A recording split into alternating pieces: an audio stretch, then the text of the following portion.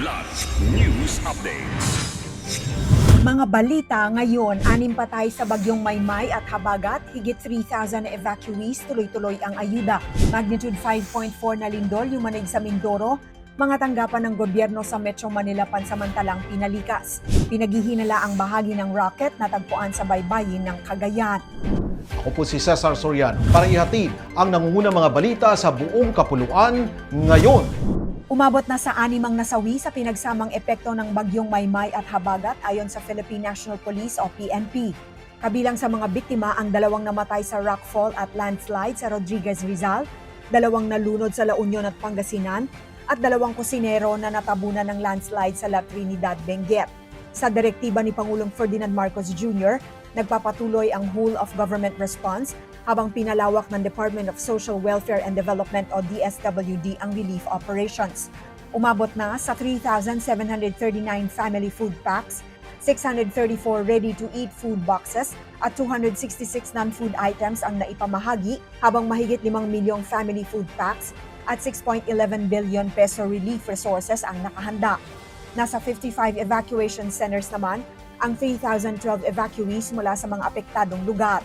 Samantala, sinabi ng Pag-asa na alas 8 ng umaga nitong August 7, Biyernes, ay ganap ng naglaho ang LPA na dating bagyong Maymay habang tuluyan na ring lumabas sa monitoring domain nito ang bagyong Dolphin. Ibinaba ng Philippine Institute of Volcanology and Seismology o PHIVOLCS sa magnitude 5.4 mula sa unang ulat na 5.8 ang lakas ng lindol na tumama sa karagatan ng Mamburao Occidental, Mindoro, 10:38 ng umaga nitong August 7, Biyernes. Naitala ang intensity 5 sa Mamburao at ilang bayan sa Oriental Mindoro, habang naramdaman din ang pagyanig sa Batangas, Cavite, Laguna, Quezon, Metro Manila, Romblon, Bulacan at Bataan.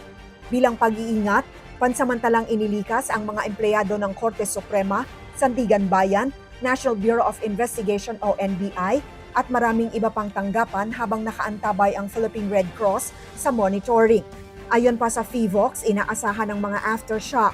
Ang pagyanig ay nangyari 2 araw matapos ang magnitude 6.4 na lindol sa karagatan malapit sa Sarangani, Davao Occidental na nagtala ng instrumental intensity 5 sa lugar.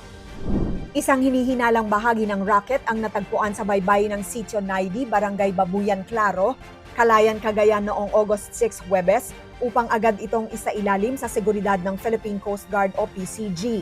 Ayon sa PCG, isang residente ang unang nakakita bago ito pansamantalang iningatan ng mga tauhan ng Philippine Navy CAF2. Gayunman, sinabi ng Coast Guard na wala pang nakikitang marka o palatandaan na magpapatunay na bahagi nga ito ng isang rocket.